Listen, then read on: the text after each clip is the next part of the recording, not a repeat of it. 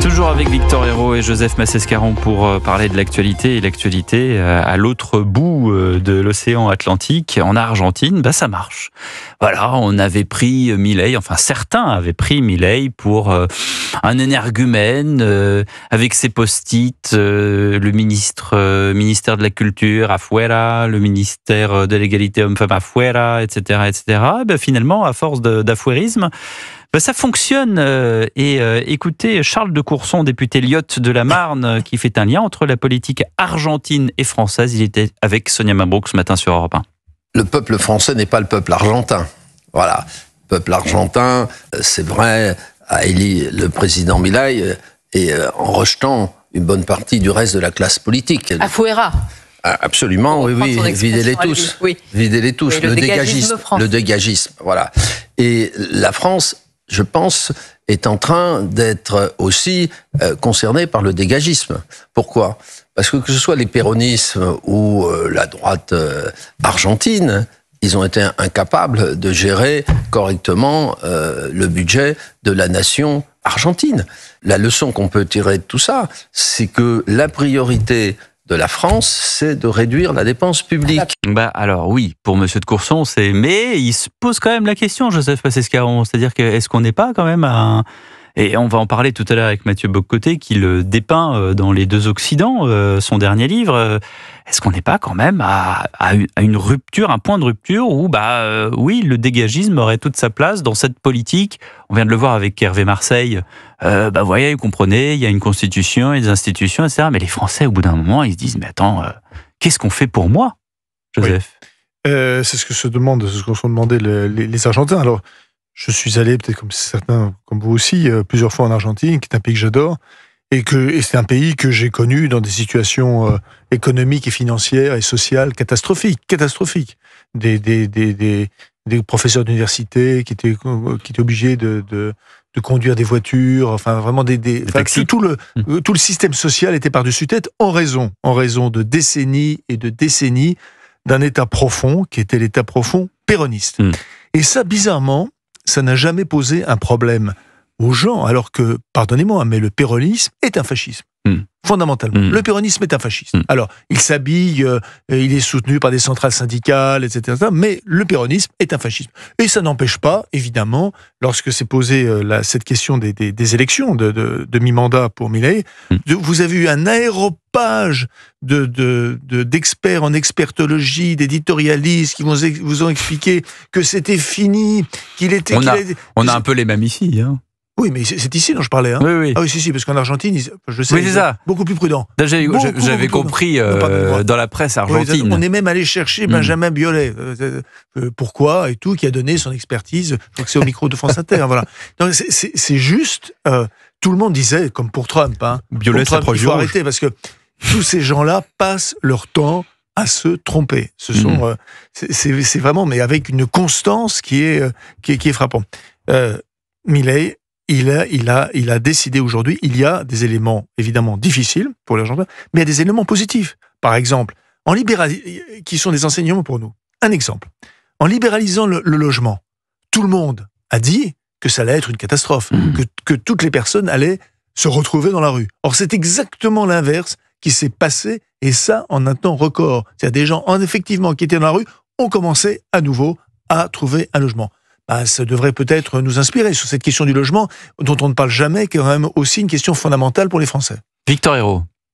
Ce qu'il y a de bien avec la Fuera, et ce qu'a réussi à faire Javier Milei, et qu'on n'arrive pas à faire en France, c'est sortir de, alors là je vais employer un gros terme, la social-démocratie. C'est plus compliqué, ça sonne plus compliqué que ça ne l'est. Mais nous sommes dans une démocratie je sais ce que c'est que la qui repose... Non mais pour nos auditeurs, je vais faire un calcul très simple. C'est le calcul, il faut le dire, que tous les politiques font dans leur tête avant d'apporter quelques mesures dans le débat public. La démocratie, c'est le plus nombreux l'emporte. Or, il y a deux catégories certaines dans cette population. Il y a les payeurs nets du modèle social, c'est-à-dire les actifs, qui payent les cotisations, qui payent les taxes, qui payent les impôts. Et il y a les bénéficiaires nets, c'est-à-dire ceux qui perçoivent plus en prestations, en aides, etc. Les payeurs nets sont 1000 fois moins nombreux que les bénéficiaires nets. C'est là que le verrou est. C'est leur Nicolas. C'est exactement, Nicolas est beaucoup moins nombreux que tous ceux qui perçoivent les aides payées grâce à Nicolas. Donc tant qu'un homme politique ne sera pas arrivé au pouvoir et n'aura pas dit afuera, c'est-à-dire hors du système social, on abandonne tout ce système qui s'entretient lui-même, puisque chaque candidat voulant accéder à la fonction suprême ou à quelques fonctions d'ailleurs est obligé d'alimenter, de continuer à alimenter. Et vous n'en identifiez pas en France des affairistes, tels que David Lisnard, etc., qui n'ont pas encore peut-être la renommée ou le succès qu'ils mériteraient. Mais c'est pas ça. C'est que si vous parlez de David Lisnard, c'est qu'il y a une famille politique derrière. Donc il y a un parti. Il y en a une. Mais pour l'instant, les Républicains ne sont pas. Oui, mais je parle sous le contrôle de Joseph, qui connaît bien la politique aussi. On ne gagne pas une élection sans un parti. Ça, c'est certain. Et le problème, mais n'importe laquelle, qui était le drame d'ailleurs de même Gaulle. Une élection municipale, c'est-à-dire vous ne pouvez pas gagner sans un label derrière une partie, une famille politique. Le diable est dans le confessionnal, disait le général de Gaulle. Pour moi, Joseph Massescaron. Le problème, pour moi, majeur, c'est qu'on a retrouvé également aux États-Unis, c'est l'État profond. Il y avait un État profond en Argentine, les péronistes. Il y avait un État profond aux États-Unis, c'était l'administration Obama et Biden, qui a été Biden. Et il y a un État profond en France. En France, il y en a un. Et ça, c'est, moi je pense, la véritable question et le véritable problème. Comment se défaire de l'État profond? C'est-à-dire comment on peut appeler ça différemment. Il y a l'intelligentsia, la bien-pensance. De ceux qui passent leur temps à nous envoyer dans le mur en permanence et qui, en effet, sont accrochés à leurs privilèges comme des berniques à leur rocher. Ouais. Et ça, pareil, vous en avez identifié des personnalités aujourd'hui, en 2025, Joseph, qui pourraient sortir de cet establishment, en fait. C'est ça, en fait, qui a coûté d'ailleurs l'élection à Hillary Clinton en 2016 face à Trump. C'est qu'elle était tellement la représentante de l'establishment, les Américains n'en voulaient plus. Écoutez, il y a en tout cas deux personnes qui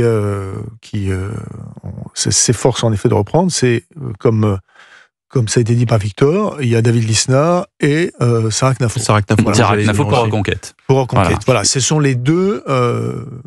Ce sont les deux. Et d'ailleurs, c'est Laurent Wauquiez qui imagine, qui est derrière et qui imagine évidemment qu'il puisse y avoir une sorte de triptyque dans lequel il se mettrait. Mais franchement, je suis très pessimiste. Pourquoi ? Parce que je suis maintenant de moins en moins souvent à Paris. Je suis en Anjou, pour le dire, et je vois un État profond, administratif, qui est terrible, qui tue les entreprises. Oui, mais Joseph, le peuple fait partie de cette équation aussi. Non, mais qui tue les maires aussi. Les maires sont...